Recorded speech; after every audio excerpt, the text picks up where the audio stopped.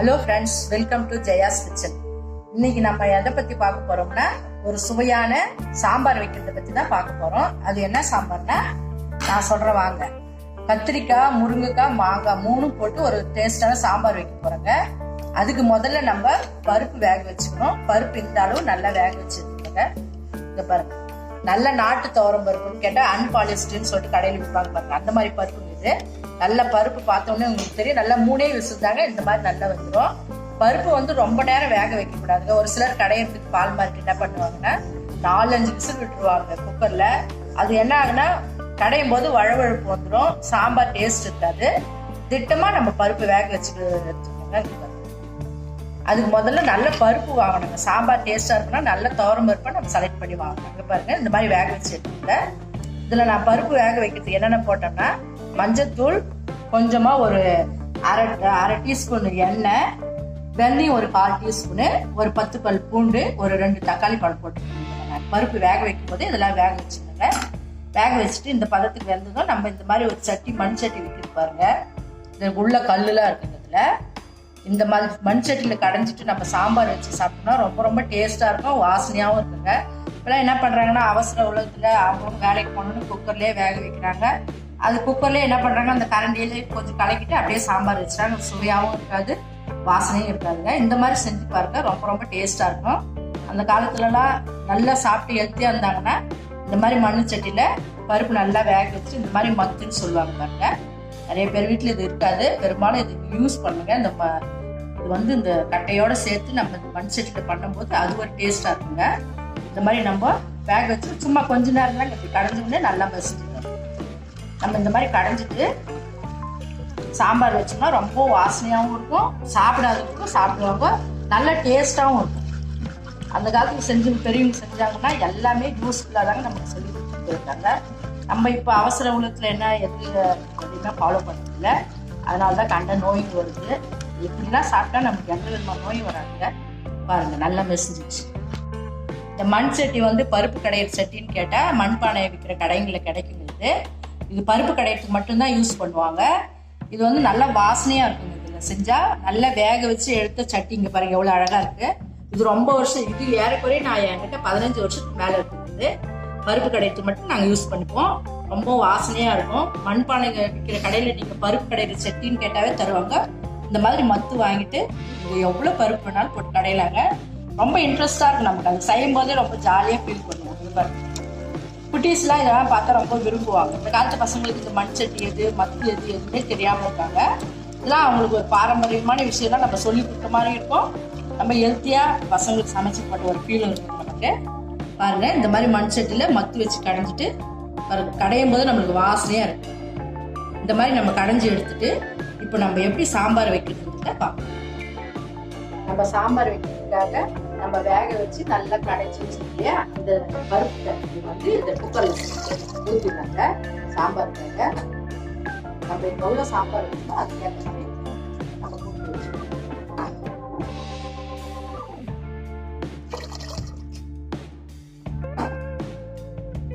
Stove on பண்ணி வச்சு இதுக்கு தேவையான அளவு நம்ம சாம்பார் பண்ணணும்.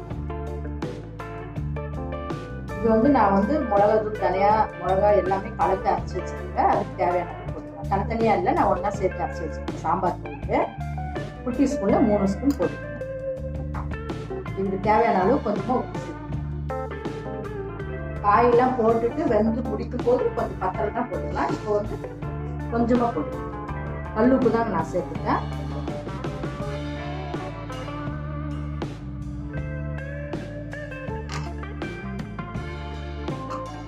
நம்ம எவ்வளோ திட்டம்னு பார்க்கலாம். சாம்பார் எந்த அளவுக்கு திக்னஸ் வேணுமோ அதுக்கு ஏற்ற மாதிரி நம்ம தண்ணி சேர்க்கணும்.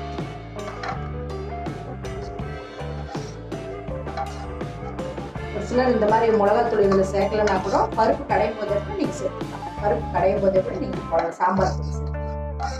பாருங்க, ரொம்ப திக்கா இருக்கு. நான் இதை கொஞ்சம் தண்ணி சேர்த்து நல்லா கொதிக்கிட்டு ஒரு 5 நிமிஷம் கொதிக்க விட்டுட்டு அதுக்கப்புறமா நம்ம இதுல சேர்க்க வேண்டிய கத்திரிக்காய், முருங்கைக்காய், மாங்காய் எல்லாத்தையும் சேர்த்து நம்ம வேக வச்சு எடுக்கணும் சாம்பார். இங்க பாருங்க, பருப்பும் மிளகாத்தூள், உப்பு போட்டு நம்ம நல்லா கொதிக்க வச்சாச்சு. நல்லா கொஞ்சம் கொதிச்ச உடனே நாம இப்ப இதுல வந்து கட் பண்ணி வச்சுக்க முருங்கைக்காயும் கத்திரிக்காயும் சேர்க்கலாம். முருங்கைக்காய் போடலாம் ஃபர்ஸ்ட்.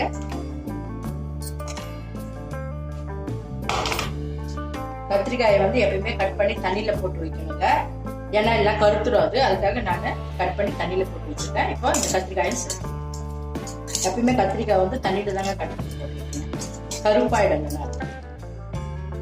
வாழைக்காய் கத்திரிக்காய் டைட்டெல்லாம் வந்து கட் பண்ணி தண்ணியில தான் போடணும். பாருங்க, இப்போ முருங்கைக்காயும் கத்திரிக்காயும் சேர்த்தாச்சு. இதுக்கு தேவையான அளவு வெங்காயம் கட் பண்ணி போட்டுக்கலாம். சாம்பாருக்கு தேவையான அளவு வெங்காயம் கட் பண்ணி கத்திரிக்காயும் மாங்காயும் பாதி அளவு வேகட்டுங்க. அதுக்கப்புறம் நம்ம இதுல மாங்காயை சேர்த்துக்கலாம், அப்பதான் நல்லா இருக்கும். இல்லைன்னா முதல்ல நம்ம மாங்காய் போட்டோம்னா குழஞ்சிடும் இல்லையா, அதுக்காக தான். சாம்பாருக்கு தேவையான வெங்காயத்தை கட் பண்ணலாம். நான் ஒரு வெங்காயம் எடுத்து பெரிய வெங்காயம் அது கட் பண்ணி சாம்பார் போட்டு இந்த மாதிரி நீல வாங்கி நல்லா இருக்கும். நல்லா பொறுமையாக இப்போ வந்து சாம்பாருக்கு இந்த மாதிரி நீல வாங்கினாங்க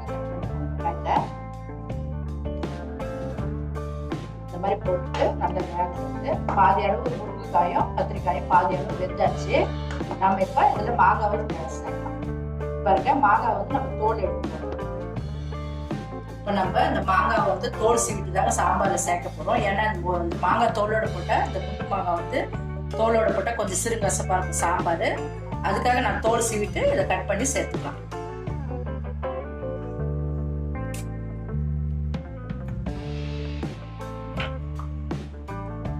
நல்லா ஹார்டா இருக்கும் இந்த மாங்காயோட தோல். அதுக்காக நம்ம நல்லா சீவிட்டு போட்டோம்னா சாப்பிடறதுக்கு நல்லா இருக்கும், இல்லைன்னா சிறுங்கசப்பா இருக்கும். இங்க பாருங்க, இந்த மாதிரி நல்லா தோல் சீவி எடுத்துக்கோங்க மாங்காவை. இது வந்து கரையாது, இப்போ அன்சீசன்ல வர மாங்காய் கரையாது. அதுவும் இந்த குண்டு மாங்காய் வந்து கரையாது, கொஞ்சம் திக்கா இருக்கும். அதனால நம்ம தோல் சீவிட்டு எடுத்துட்டோம். இப்ப கட் பண்ணிட்டு நம்ம இதோட சேர்த்துக்கலாம்.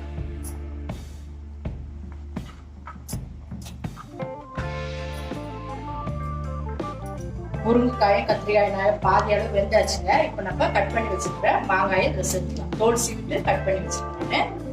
இது நல்லா ஒரு 2 நிமிஷம் இல்லை 3 நிமிஷத்துல வந்துருங்க. வெந்த உடனே நம்ம இறக்கிட்டு தாளிச்சு எடுத்துட்டோம்னா சுவையான கத்திரிக்காய் முருங்கைக்காய் மாங்காய் சாம்பார் ரெடி. பாருங்க, நல்லா வெந்துருக்கு காய். முருங்கைக்காயும் நல்லா வெந்தாச்சுங்க.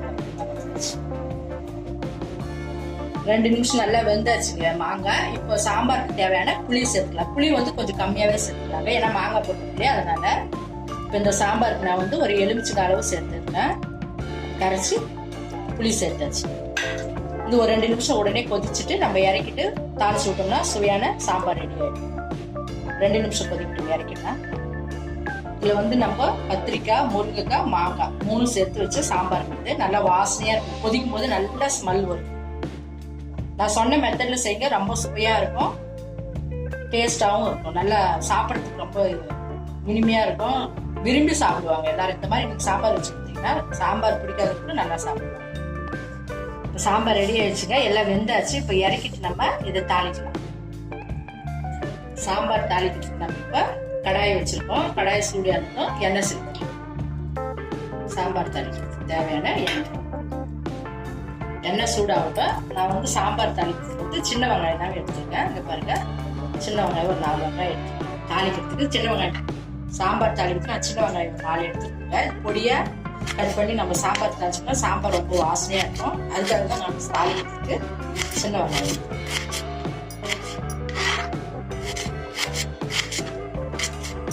எண்ணெய் சூடிய வச்சு அதுக்கு தேவையான அளவு கடுகு சேர்த்துக்கலாம். அடுத்ததான் வந்து உளுத்தம் பருப்பு கடலை பருப்பு கொஞ்சமா காஞ்சி மிளகா வந்து நான் முழுசா போட்டுட்டேன். வெந்தயம் சாம்பார்ல வெந்தயம் அவசியம் போட்டுங்க.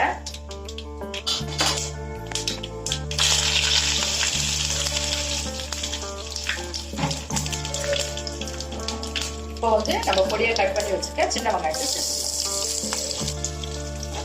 நல்ல கோல்டன் ப்ரௌனா வதங்கணுங்க வெங்காயம், அப்பெல்லாம் வாசனையா இருக்கும் சாம்பார்.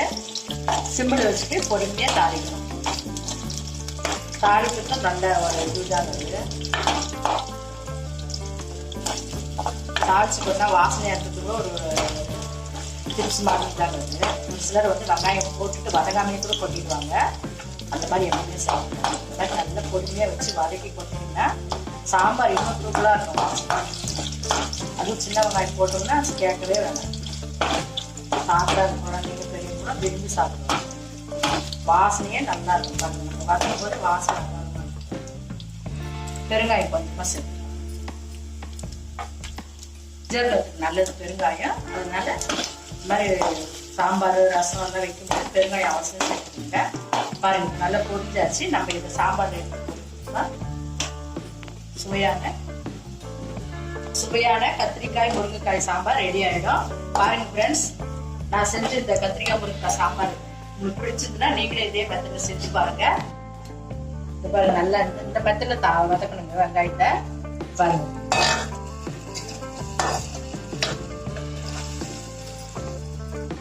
தாளிச்சு போட்டோடனே இதுக்கு தேவையான அளவு கொத்தமல்லி கிள்ளி போட்டுட்டு பாருங்க ஃப்ரெண்ட்ஸ், நான் செஞ்ச இந்த முருங்கைக்காய் மாங்காய் கத்திரிக்காய் சாம்பார் உங்களுக்கு பிடிச்சிருந்ததுன்னா நீங்களே இதே மெத்தட்ல செஞ்சு பாருங்க. உங்க ஃப்ரெண்ட்ஸுக்குலாம் ஷேர் பண்ணுங்க. ரொம்பவும் சுவையாவும் இருக்கும், வாசனையாவும் இருக்குதுங்க. பாருங்க எவ்வளவு நல்லா இருக்கு பாருங்க. சாம்பார் நல்லா வந்திருக்கு பாருங்க. வாசனையா இருக்கு எடுக்கும் போதே.